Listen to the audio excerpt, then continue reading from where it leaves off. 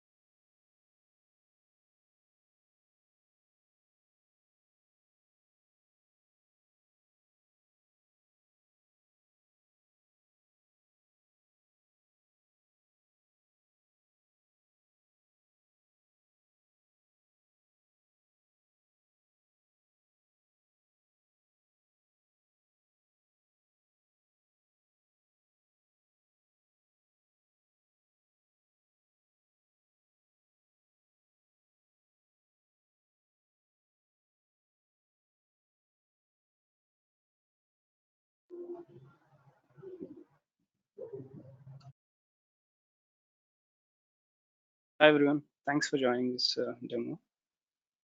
Can someone confirm if you can see my screen? Yeah, your screen is visible. Yes. Okay, great. So yeah, so first of all, thanks to everyone for taking time to attend this training. So today we are going to have Microsoft Azure demo. So I did not call it as specifically admin course because we are going to cover lot of content in this. So let me.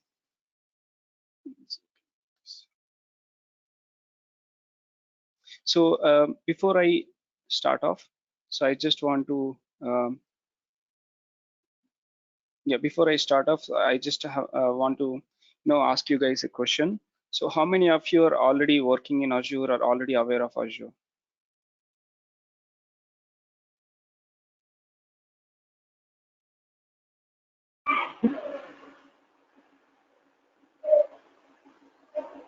Funny unmuted. So you're already working No, on Azure, is it? no, I'm not working it. I just have a basic knowledge on it. Okay, you have a basic knowledge in Azure. Okay. Any other is already working on Azure? Okay, so I'm changing my question. How many of you are freshers now in this demo? Who are who have not started IT career yet?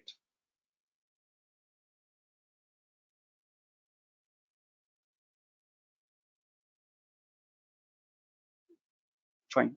So yeah, let's start the demo. So before I start off, I just want to check if you guys have any questions regards to this demo. I just want to take a couple of questions before I start off.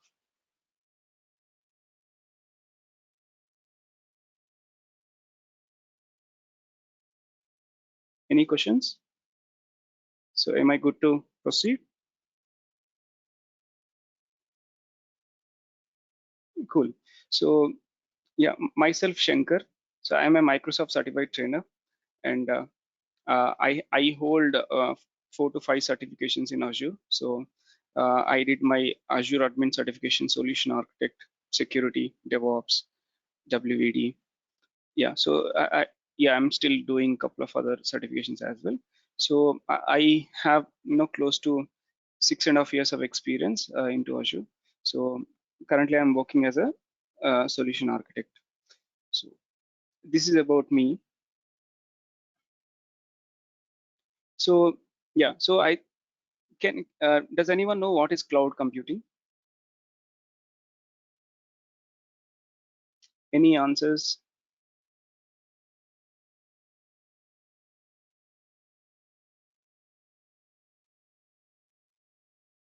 Baba unmuted. You want to say something? No, sir, no. Okay. It's about renting resources and purchasing hardware, pay for what you use, run your apps in someone else's databases, data centers. And that. Mhm. So I just have a question on this. So are we using cloud services now in our day-to-day life? Yes, we are. Okay, so if it is yes, what service are we using? Can you tell Like, your company? Google Drive and Google Photos, those kind of things. Yeah, exactly. So we are already using we are already using our cloud services since long time, not recently, but since long time we have been using cloud in all our mobiles, right? So we use iCloud, we use MiCloud, we use, so every mobile provider has their own cloud. So in fact we are storing our data in their cloud. So you have Google Drive, you have OneDrive, you also have Google Photos. So but in fact they provide only limited storage for free, 15 GB for free. But in case if you want to go beyond that, so you'll have to pay for that. So that's a service that we have been using it since long time. But it is just that we actually started working. I mean, cloud business has started in 2004, 2006, sorry. So it is started by AWS.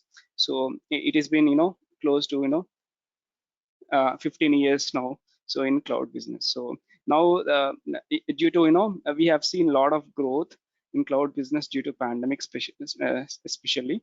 But I think uh, I mean, market is expecting cloud business will grow by 2023 to up to $500 billion business. So that's the expectations, and the future is all about cloud. So let's actually define cloud computing. So cloud computing is delivery of your compute services over an internet. So when I say delivery of compute services, it can be so nowadays we are doing work from home, right? So you might be using your own laptop, but you'll just connect your VPN device and you'll connect to some virtual desktops. Maybe it could be a Citrix Gen desktop, or it could be a Microsoft WVD, or it could be a VMware Horizon View. But it can be also Amazon Workspaces. So you might be working for an organization by connecting to some virtual desktop. That is actually a cloud service that you are getting over an internet, right? So that's nothing but a computing cloud service itself. And this by actually getting these cloud service computing services over an internet, so you are actually getting that is actually enabling faster innovation, flexible of resources, and economies of scale. The reason being because all of a sudden we actually start doing work from home. So most of the companies have not actually prepared for that, because they don't have enough hardware to provide you to actually do work from home. Because a lot of organization, they might be using still a desktop setup in their organization for you to work. But because of the cloud computing, they are able to give you virtual desktops to actually for you to work from your own laptops. So that's how actually in this pandemic we are able to actually survive in terms of IT software jobs. So the essential services in cloud computing are compute. So when I say compute, it is actually a CPU memory. So in our laptop, we'll talk about i3 processor, i5 processor, i7 processor, right? That's actually a CPU, which actually does compute processing. So it will actually do processing. It will have a processing power. So when you actually type some data, it will does the processing of that data. So it will convert and then it will does that. So then we have memory, which is actually nothing but RAM. So in our laptop, we talk about 4 GB, 8 GB, 16 gigs, or 32 gigs RAM, right? So that's actually the random access memory. which actually will maintain cache information of our applications. So that's this is about the compute. In compute, we mainly deal with the CPU memory. This CPU memory will be actually provided um, uh, on a rental basis over an internet for us. And then we also have a networking. So networking is something where you'll be able to download, upload data. So when you get a virtual machine in cloud, so of course you'll also able to connect to an internet. You can download whatever you want to download. So that's actually networking service. So you get enough good bandwidth that's available. In fact, in Azure you get at least 100 Mbps and above. So speed when you download something. So that's networking you'll get. Along with that, you also have a lot of networking services from Microsoft Azure. So that we will discuss while at the end I'll talk about what networking services will actually cover in this demo. So then we have storage. We just talked about it. So we talked about Google Drive, OneDrive, iCloud, MI Cloud. So all these we have talked about, right? Similarly, Microsoft Azure also provides storage services such as blob, files. So we'll talk about those specific services, but in this storage we mainly will actually rent a storage account from Microsoft, and we'll actually upload the data whatever we want to store in a Microsoft cloud. So and then analytics. So based on this is basically utilizing Microsoft technologies like machine learning, artificial intelligence. So you also will be able to analyze your own past data to actually forecast future, and you can also analyze so analytics works in many different ways. So you also can get analytics. So these are the main services that gives more revenue to customer, more revenue to cloud providers, in the sense very commonly used and very widely used services. So let's move on.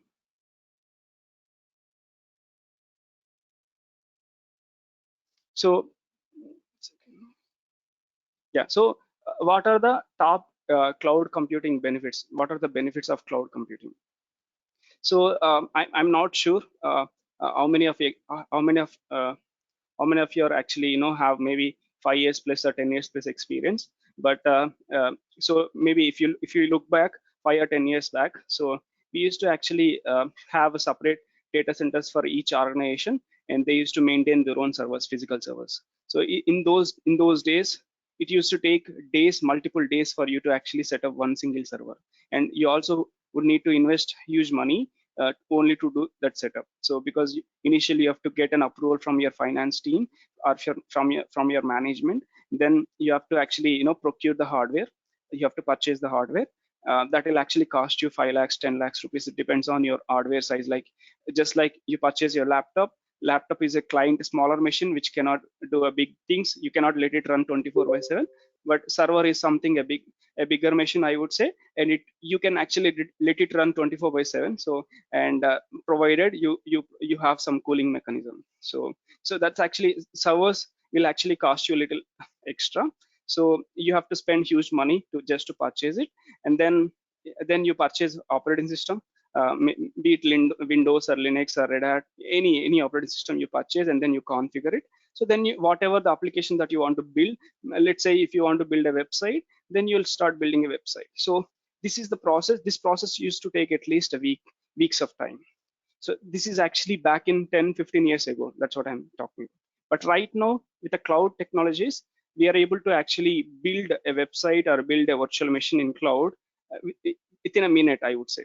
So in fact, we're going to create a virtual machine in Azure after this demo. So you'll see how fast we'll be able to create a VM in cloud. So that's actually, and at the same time, you're not going to invest any money here.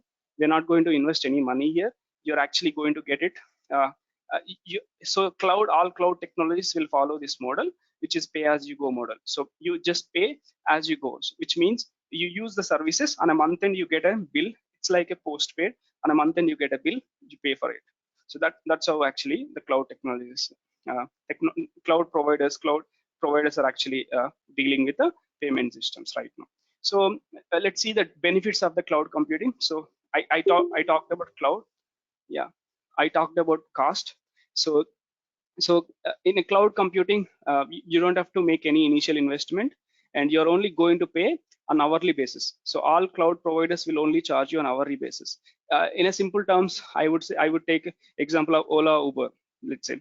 So if you want to purchase a car, you'll have to invest maybe 5 lakhs, 10 lakhs rupees, and then you own it, and you do initial investment, and you own it, and you also maintain it. Let's say you want to travel some 100 kilometers, you have to pour petrol or diesel, and then you have to use it. So that's if you own a car. So let's say if you don't want to own, but if you just want to use Ola, Uber, then so if you just want to go out, you'll actually book a cab, and then you'll pay on per kilometer wise, or whatever the charge that is cost you. So that's actually very minimum charge that you're going to pay compared to 5-10 lakhs the initial investment that you do.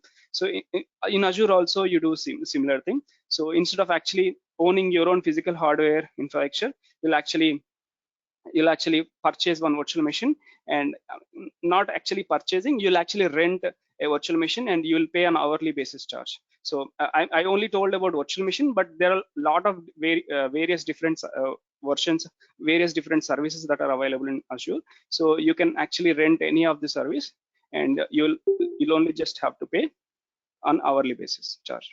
Okay, so cost is something you're not going to make any initial investment, and you're only just going to pay ongoing charges, on hourly basis charges, on a month end. Global scale, because all these cloud providers have regions across the globe.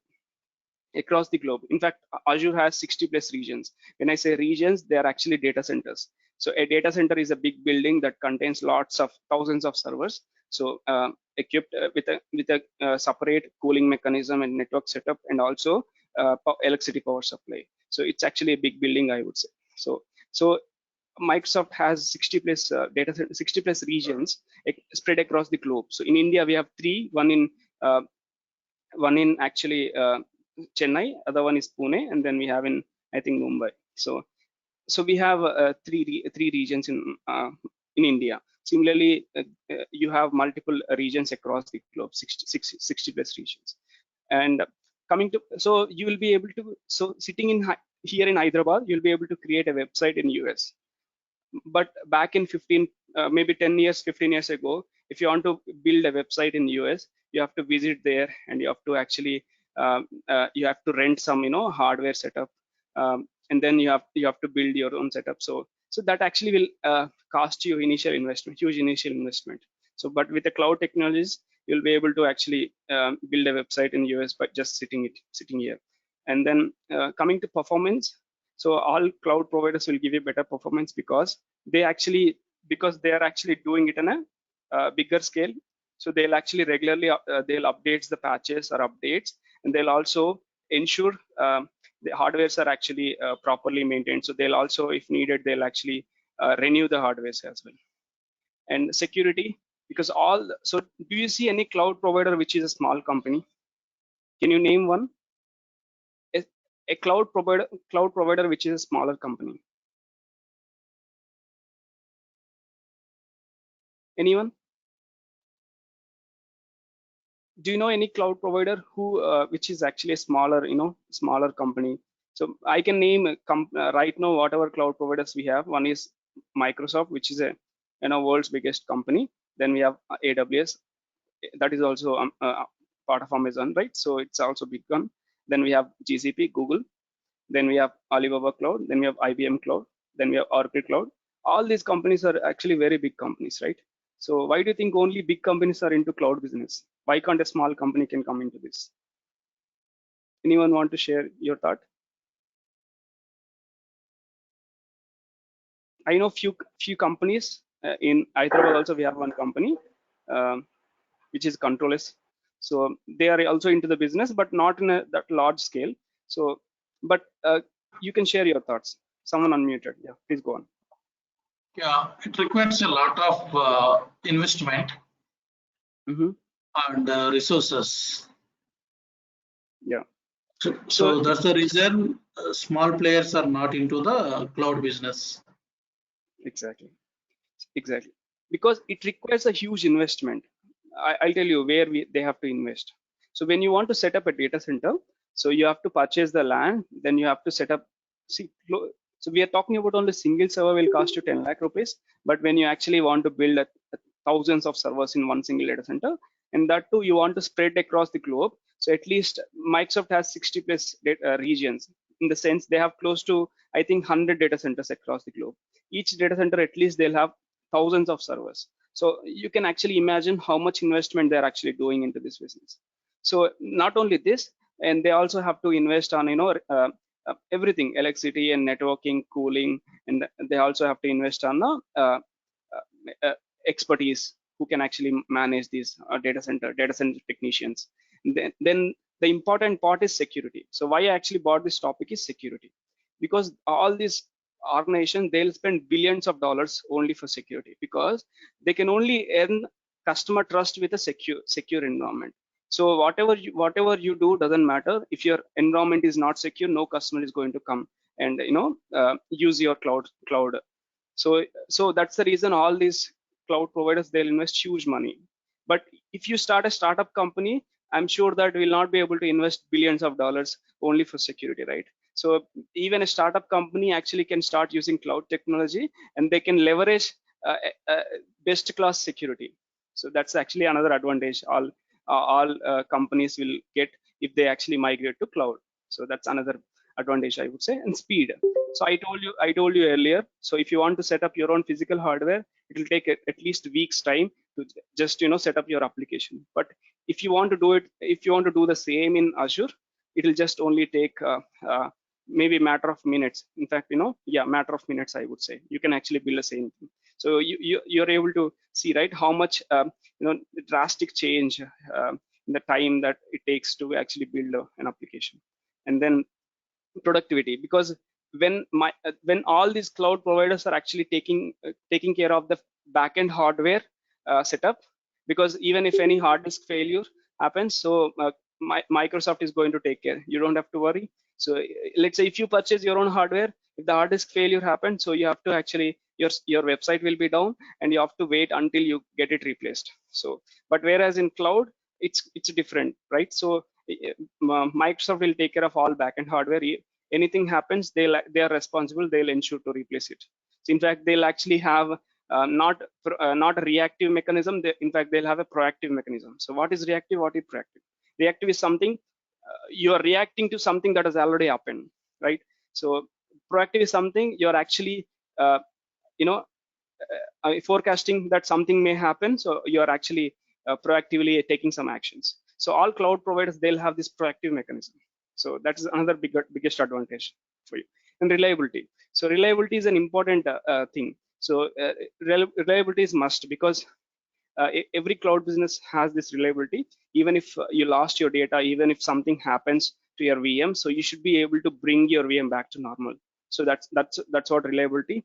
So you can achieve this with a backup, restore, or disaster recovery setup. So Microsoft, in fact, has a backup and disaster recovery setup that's built in available, and you get it for free.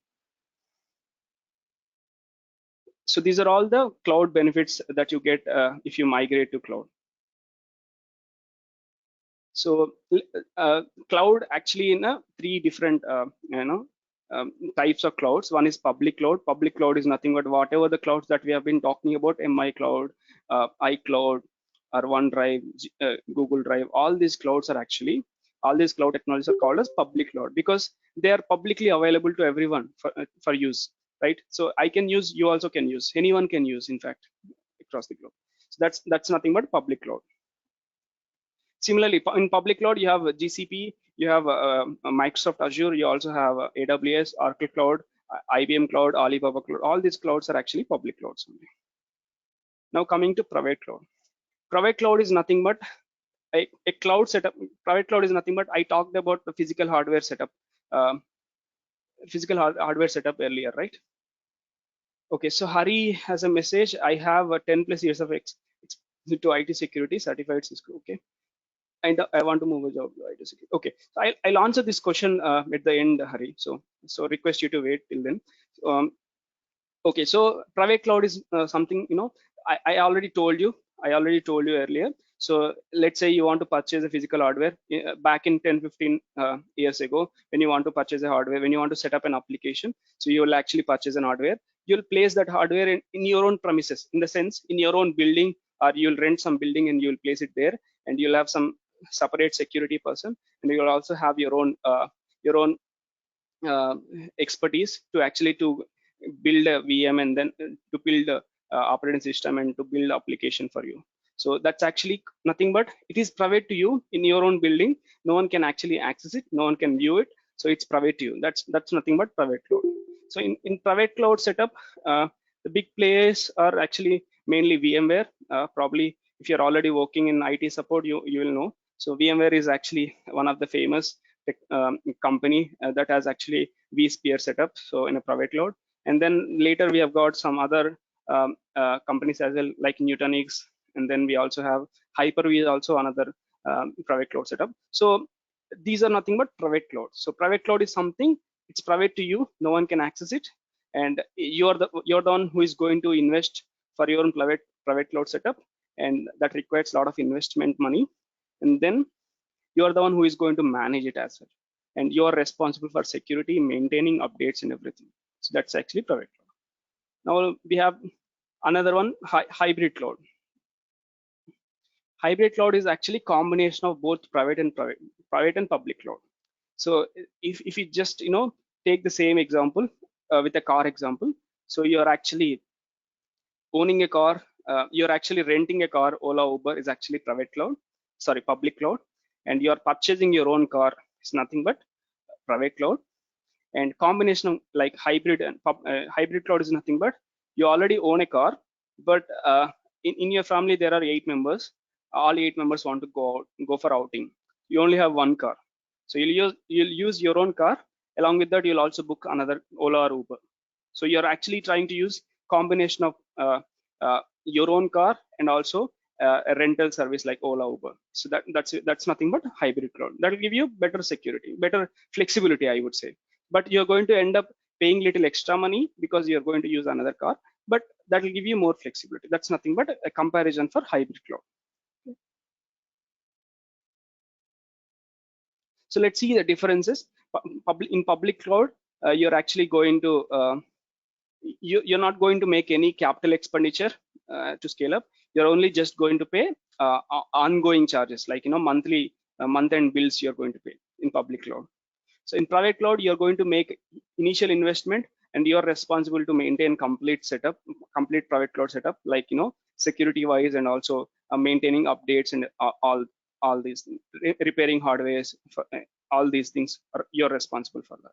And hybrid cloud is combination of both public and private cloud. So if you see the differences of and then we have talked about different types of clouds. Now if you talk about within a cloud, if you talk about different types of services, so in a cloud, so you have a different IaaS, which is infrastructure as service, then we have PaaS, platform as service, then you have SaaS, software as service. And before all these you have private cloud, on premises. So in on premises you manage everything: storage, networking, compute, virtual machine, operating system, runtime, applications, data, and access. Everything will be managed by you as a customer, because it is something you own it and you purchased it, and you are responsible to manage everything in on premises or in private cloud. In public cloud, this is a public cloud setup. In public cloud, you have 3 types of services. One is IaaS. In IaaS, Microsoft will take care of storage, networking, compute, and it is your responsibility to take care of virtual machine, operating system, runtime, applications, and data access. Microsoft is not going to interfere into this.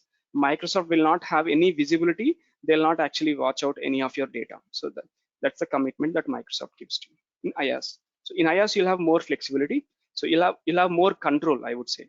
So more control on your virtual machine. Coming to PaaS. So in PaaS, until runtime will be managed by Microsoft. Only application and data access will be given to you. In IaaS, the example is virtual machine. So virtual machine is the best example.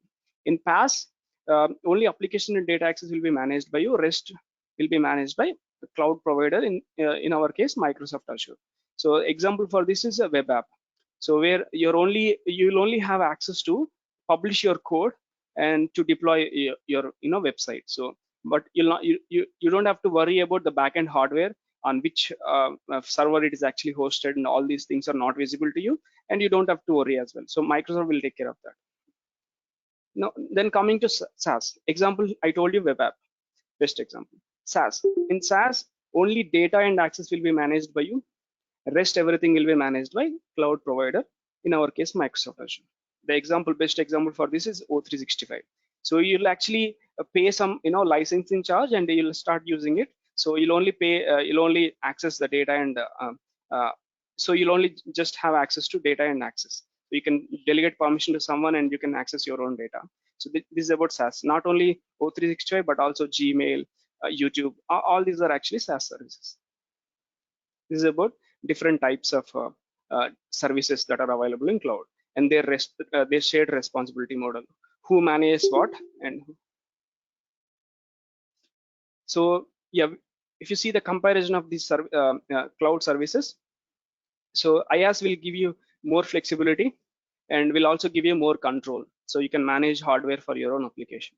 PaaS will give you more focus for your application development, and platform management is handled by cloud provider. So you'll not have that headache. So cloud provider will take care of that. In SaaS, you basically go as a pay-as-you-go model. So in the sense, for O365, you purchase the E3, E5 licenses, right? You go pay-as-you-go model. You purchase the license, and you'll start using it. So users just pay only software subscription charges. They don't have to worry about the software development because it is completely developed by cloud provider. They will actually do that.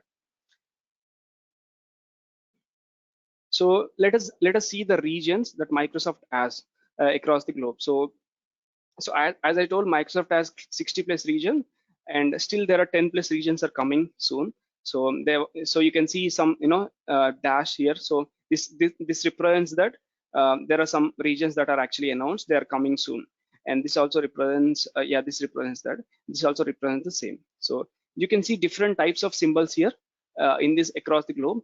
And if you look at India, so you have West India, you have Central India, South India. So these are the regions that you have in India. So, but you will see some different symbols here. So you see something as completely blue in a circle. That's actually a region. So in the sense, in this region, you have one single data center.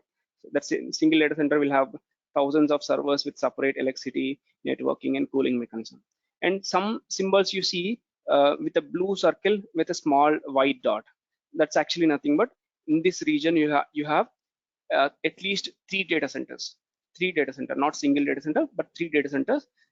We call them as availability zones. So we call them as zones. So these 3 data centers will not be together. They will be spread across the city. Let's say, in example, if you see, this is also one of the similar thing, but this is announced, not yet actually available. So in this region, this is actually Pune. Central India is Pune. In Pune, they'll actually have 3 separate data centers. One may be on airport side, other one may be on injured side, and another one will be on some different other corners. So they will actually place these 3 data centers at 3 different corners of the city. But these data centers will have a fiber channel cable connectivity across these 3. So that's actually availability zones. So you'll have 3 data centers in those cases. That's why I said you have 60 plus region, but you have close to 100 data centers, because some regions has 3 data centers. That's why I said that. So in fact, so Microsoft, this is the setup. These 60 plus regions are actually spreading across 140 countries out of throughout the globe. So because we have 3 regions in India, but we have nothing in Sri Lanka. So then Sri Lanka can actually avail Indian services. They also can avail Southeast Asia. So whichever is actually closer to you as per their convenience. Okay, so that's how they are spread across 140 countries. And do you know how many regions does AWS has? Anyone already has some knowledge into AWS? Oh, yeah, so it's an open question. So how many regions does AWS has? Maybe regions, or you can call them as data centers, whichever is convenient to you.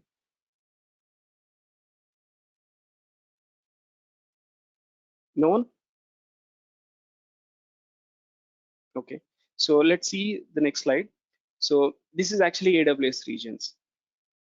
So these are actually the ones that you see in blue. They are actually regions. So you can actually count them on numbers. So AWS has close to 30 or 32 regions across the globe. So that's actually AWS cloud setup. So Azure has more regions compared to any other cloud provider in the market as of now. So if you compare with GCP has only 14 regions. AWS has some around 30 or 32 regions. Azure has 60 plus regions. They are still actually trying to add another 10 regions in every country. So what is the main benefit of adding more regions? Anyone want to answer? What is the benefit of having more regions? Why can't we just have only a few regions and make them bigger and bigger, and ask all the customers to use the same data centers? Why can't we have that setup? Why are we trying to increase more and more regions? Basically, the compliance of a particular Sorry, can you come again? to meet the individual country's compliance laws. That's right. That is one part. And also, the second part is to make more availability of data centers so they can assist the these are the 2 points. Yep. So I understood. Okay. So what you said is exactly right. So the benefit that you get by having multiple regions, more regions across globe is, let's say I'll talk about let's take one small country like Taiwan. Okay. So Taiwan is a country. Their country might have their own specific rules, set of rules or compliance rules. None of their company should actually store their country users data outside of the country. Okay. Taiwan is a small country. They have some population. They also have some good companies. So Taiwan government has set some rule stating, so our country users data should be stored within the country, should not go out of the country. Let's say, I don't know if they have already set or something like that. I'm just taking it as an example. So if in that case, so if Microsoft doesn't have a region, a data center in that country, so will the companies from Taiwan will use Microsoft? No, right? Because they cannot store data in other countries. They only have to store data within their country. So that is the reason adding multiple data centers in different countries would actually give more business to cloud providers. So that's what Microsoft is doing. So within Asia, they're actually trying to add more, I think 10 more data centers. The reason being because we have small countries in Asia. So they'll get business from, so in Malaysia you have, so small countries, that's the reason they're actually building more data centers. So you may build a small data center, but at least you building a data center in that region, in that country, will give you 2 advantages. One is compliance, whatever we have already heard from, funny, I guess, right? So one is compliance, other one is nearest to your location. Let's say whenever the data center is closest to you, so you'll get a better performance. So that's another advantage you get. So there are a lot of advantages, but these are the few important ones, I would say. That is the reason having more regions will give you more business to cloud. So Microsoft is in right direction if you talk about that. Okay. So what are the management tools that we use to manage cloud? So we use Azure Portal, which is the primary one. So you actually open up a browser and then you use a URL, which is portal.azure.com. We are going to see that at the end of the demo. So that is one. And then you have Azure PowerShell, so which is actually more convenient for a Windows lovers. They can actually go and use a PowerShell. And other one is command line interface, which is actually bash kind of setup. So which is actually more convenient for Linux lovers. So they have built 2 tools, one for Windows lovers, other one for Linux lovers. If you are actually proficient in any one of these, it should be good. So initially you don't have to worry. Initially we are going to deal most of the things with the Azure Portal itself. Okay, then you have mobile app. Mobile app doesn't have full-fledged features, but you can run scripts in Azure You can also do power off, power on kind of. Only few features that you have in the mobile app, not all features. Then you have Cloud Shell, which is actually a browser browser based tool. It actually has a built-in PowerShell and CLI, so you can actually use that directly access within a browser itself. You don't have to install any software for this. So, and then REST API is something where you can have ARM templates and then Terraform, so you can actually integrate your own software development kits for that. So all these inputs will be given to ARM, which is Azure Resource Manager. So Azure Resource Manager is going to take all the inputs, whichever way you give, it is going to take the inputs. Then it is going to convert those inputs into a JSON format, which is nothing but JavaScript object notation format.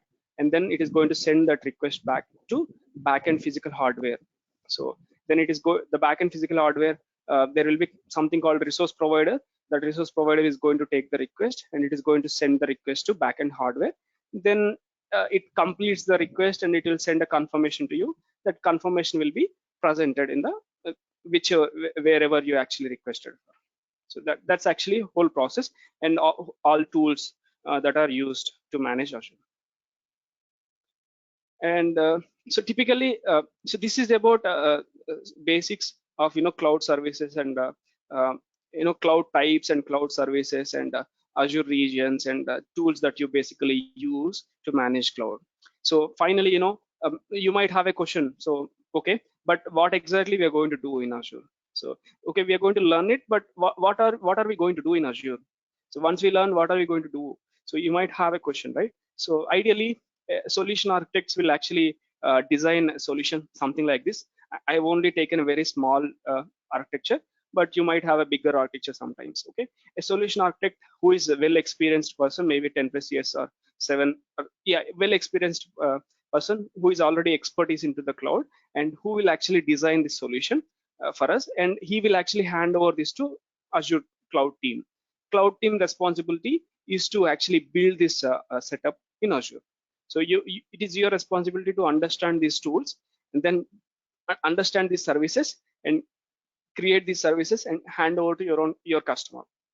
So to build this setup, you'll actually ask some questions to your architect or to your customer. So questions can be like how much CPU you need, how much RAM you need, and how much size of disk you need. So these are actually sample questions that you can ask to your customer, and you'll get those details and you'll create that machine. Either you create in Azure portal or you create in Azure PowerShell or you create in CLI or ARM templates or Terraform, whichever way is convenient to you. You create these. So again, you will choose these tools based on requirement. Let's say you're asked to create only one VM. You most probably will do it from Azure portal. And then you're asked to do some 100 VMs. Then you might actually choose ARM templates or a Terraform. So based on the ask that you get, so you'll actually choose which tool you want to use. So sometimes you're only asked to modify some existing thing. So maybe in that case, you might use PowerShell or CLI. So based on the ask, we are going to use certain tool. So those when to use what is something we are going to learn while going through this training. But this is a high overview. You get an architect something like this, and you will be asked to create the services. So by the end of this course, you'll easily able to understand all the components in the architect, and you'll also know how to correlate them, how to create them. So that's the goal.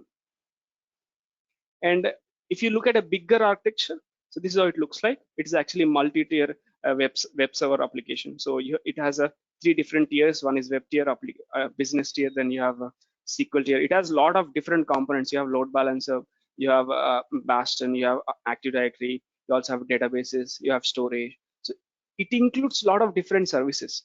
So again, as I said, by end of this course, you'll easily able to understand all these services, and you'll also easily able to correlate them. You'll also easily able to create them without any issues. So a sample project will look like this. Okay, I'm not actually going to give any live projects, but I'm going to give projects like this. In fact, more than 15, 16 projects like this. When I say project, it's mostly an architecture that will be given to you, and you'll be asked to create it. So that's how we are going to do in our course. Okay. So these are the sample services that we have in Azure. So you can see in security of various services, Active Directory, multi-factor authentication, automation, keywords. We are going to cover all these services in our course. In compute, you have we are not going to cover these. In web, we have web app. We are going to cover these. Similarly, in hybrid, you have AD, Azure AD Connect, backup, site recovery. We are going to cover these. And in data, we are going to cover storage, and we have these IaaS services here: virtual machines, containers, blob, files, premium storage. All these services we are going to cover, all of them. So we are going to cover all of the infrastructure IaaS services. We are going to cover some of the important security services, some of the important web and mobile application services, and some important hybrid cloud, hybrid operation related services. So this is how our course is designed. So, and now coming to you might have a question. So because AWS is well known and it's already in the market since 2006, and why should I learn only Azure? Why can't I actually learn AWS? Or maybe GCP is actually coming already, just they started in 2017. So GCP has started 2017. Microsoft has started actually 2013 or 14.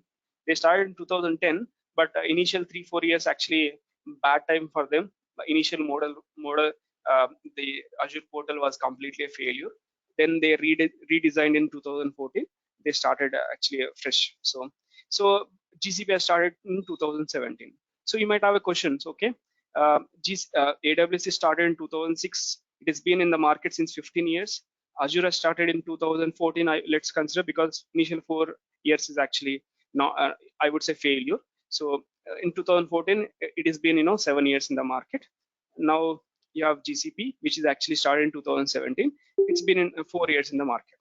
So why should I only learn Azure? Why can't I learn GCP, or why can't I learn AWS? Or why can't I learn any other cloud, maybe Oracle Cloud or Alibaba Cloud, any other cloud? So you might have this question in your mind. Okay, so the next slide is actually going to answer those questions. Okay, so this is actually a study that's actually done for last 10 years. In last 10 years, it is so you see this in this graph, you'll see different lines. They're actually Azure actually in orange, AWS is in actually gray, and cloud is actually in blue. So general cloud includes all other clouds. Okay, so year-on-year growth for Azure demand has been 58% grown annually since 2017. So since 2017, it has actually grown 58%.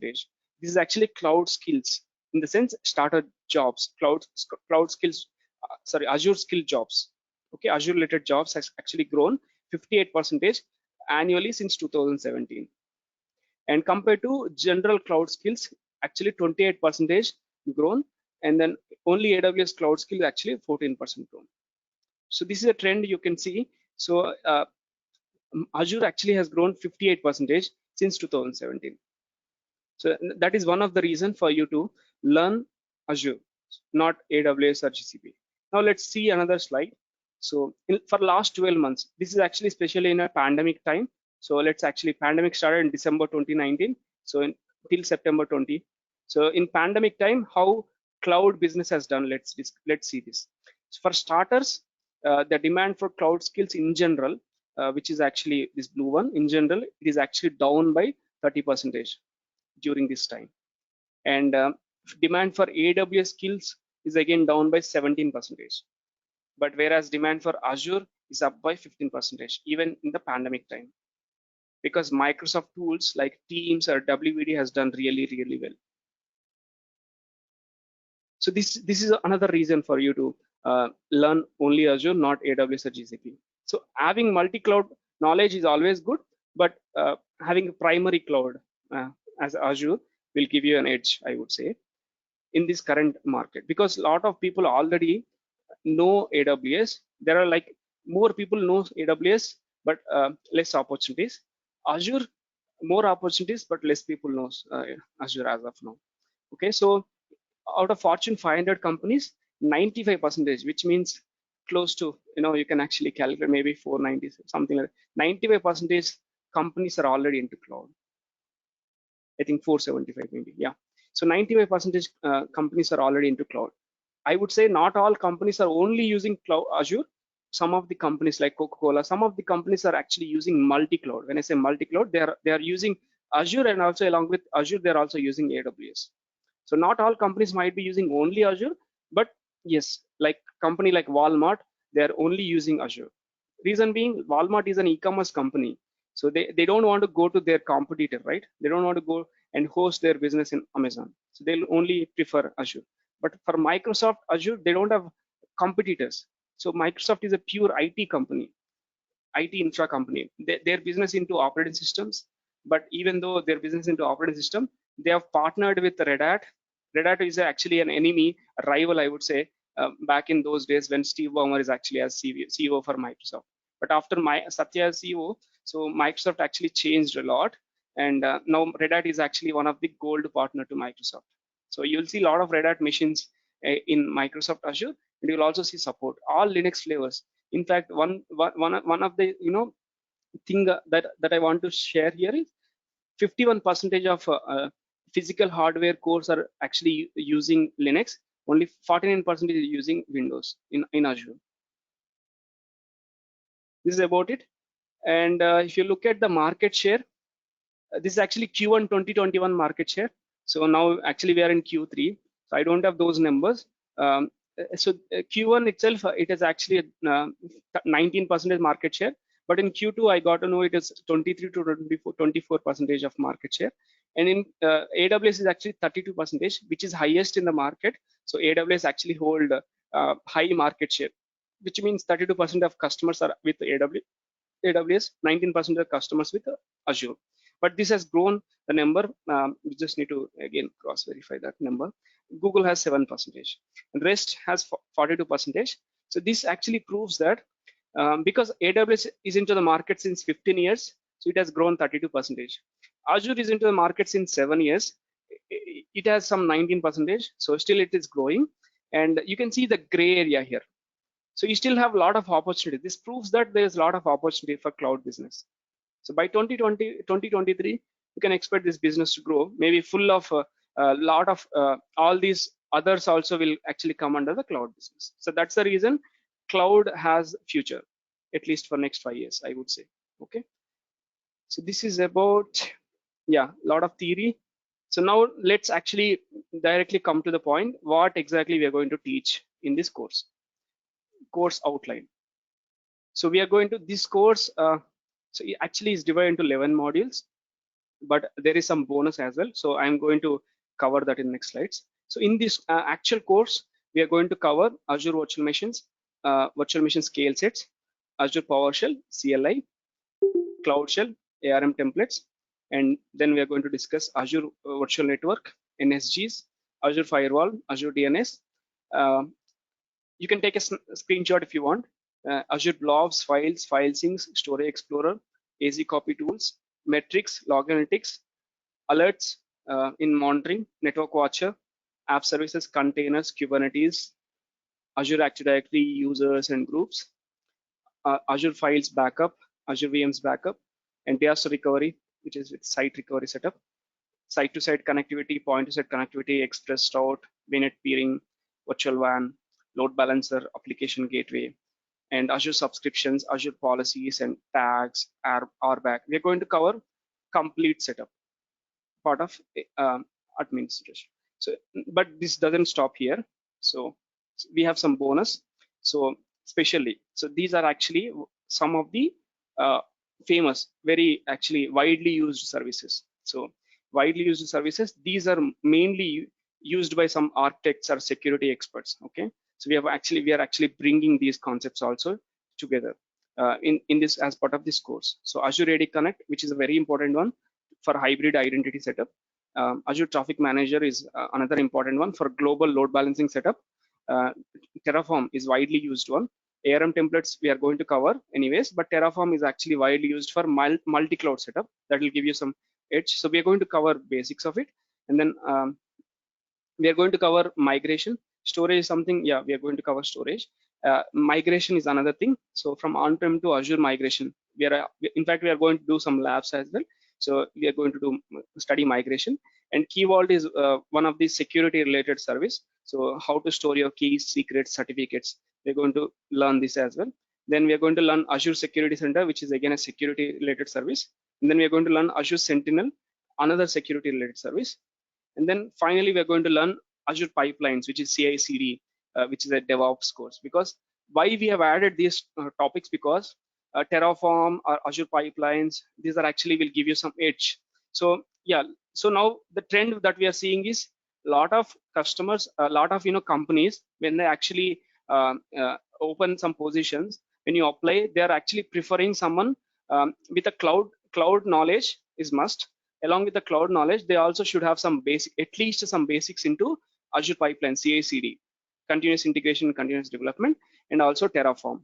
So these are the very commonly, widely asked tools requirements in the job openings. So that's the reason we have actually introduced these as.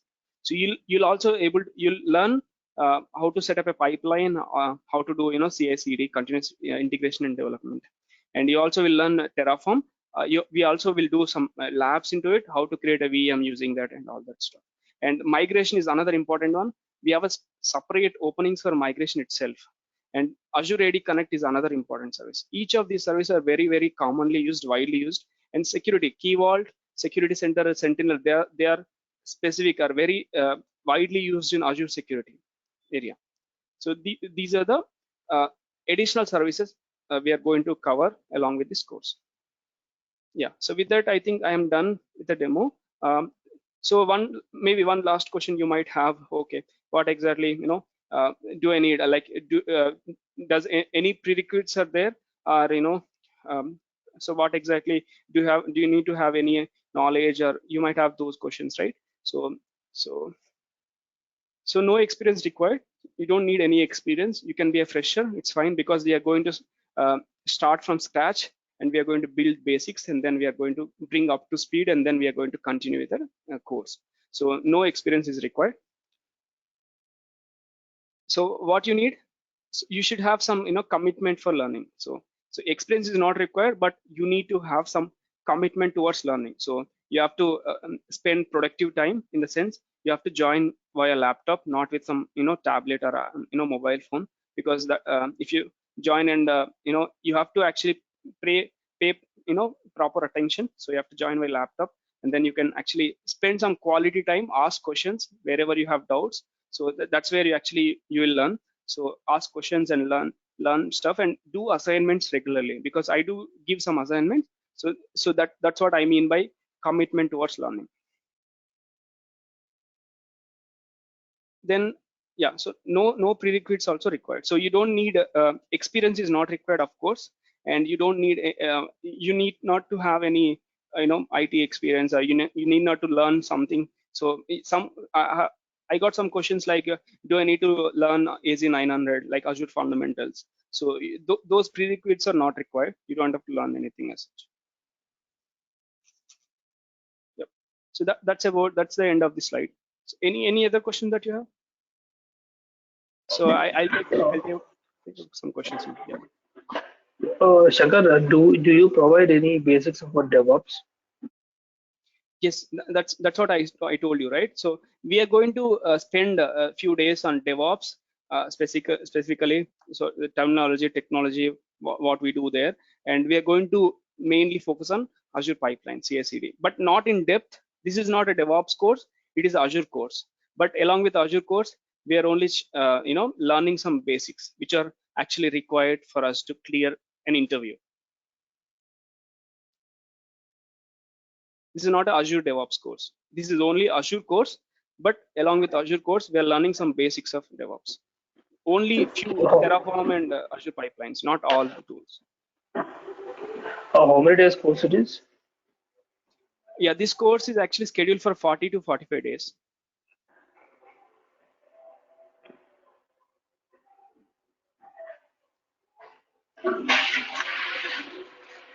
Do you provide any support for doing this certifications or interviews or like that?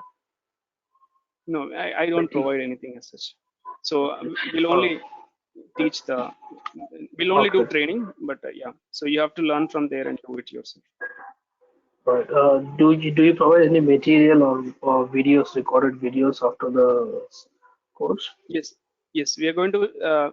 My colleagues, yeah, we are going to provide the recordings, and also I'm going to share some, manuals and yeah, I'm going to share the some, student kit guide questions and all that. Yes. So yeah, I'll take up some questions from this chart. So I have 10 plus years of years into IT security, certified with size and okay certification. I want to move my job completely into IT cloud security. Yeah, so cloud security, yes, you have good opportunities. In fact, I gave you some services. You can actually, so those are actually important services in Azure. So we are going to cover them. Along with that, we are actually going to cover additional complete Azure services, important, famous, widely used services.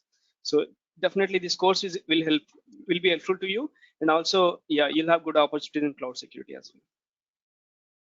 Coming to the next question, it would be weekdays, funny. So and it would be weekdays in the morning hours. So more details. So you already have got scheduled timings, like it is 6:30 a.m. to 7:30 a.m. IST, weekdays, Monday to Friday. What is GCP? GCP nothing but Google Cloud Professional. So GCP nothing but Google Cloud Professional. So which is Google Cloud, yes. And then yeah, record classes are will be provided. And yes, we are going to provide the basics of DevOps, and we are going to cover Azure pipelines. As I told, it's not a DevOps course, it is Azure course, but we are going to cover some basics of DevOps, which will help you have some basics to clear an interview.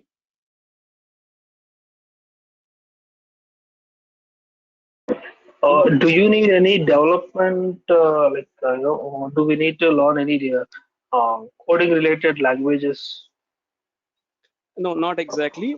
Not exactly, but ARM templates and Terraform, these are actually not exactly like a coding like C++, Java type of languages, but they are actually infrastructure as a code setup. So those are very easy to learn, and you will also easily able to actually implement.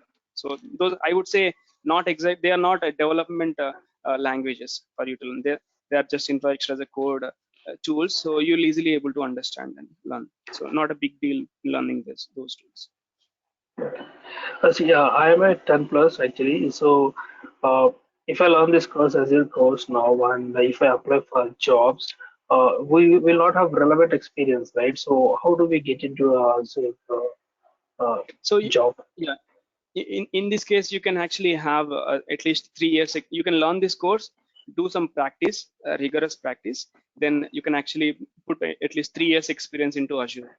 If you do more practice, in fact, you can put 4 years or 5 years as well. But that depends on your confidence level. The more confident you are, more experience you can add up.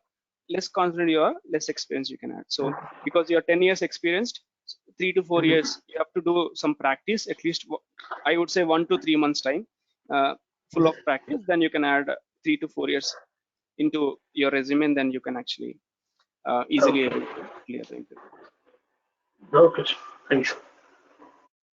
Yep. Any other questions, guys? So, the course is going to start from tomorrow itself. I assume yes, but you need to actually get that clarity from my colleagues from Career IT. So you have one message here, right? So Vijaya from Career IT. So you need to contact on this number to get more details on this course. But I assume maybe it's going to start tomorrow itself. So this is actually the message I again repasted here. So just call on this number, get more details about the course start time. I think you'll be informed in a SMS in case if you're going to start it tomorrow itself. Okay. Any other questions? Okay, so if no other, I think we have someone from Career IT. Do you want to, Vijaya, if you're there, so do you want to comment on this when we're going to start this course?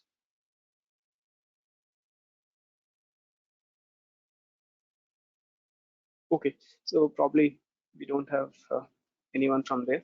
Okay, so yeah, if no other questions, we can wind up for now. And if you have any further questions, queries, feel free to reach out on this number that is shared in the chat. And you'll also get maybe a call or SMS on further updates related to this course. Okay, thank you guys. Thanks for taking time and attending this demo. See you. Bye-bye. Take care. Stay safe. Thank you. Thanks.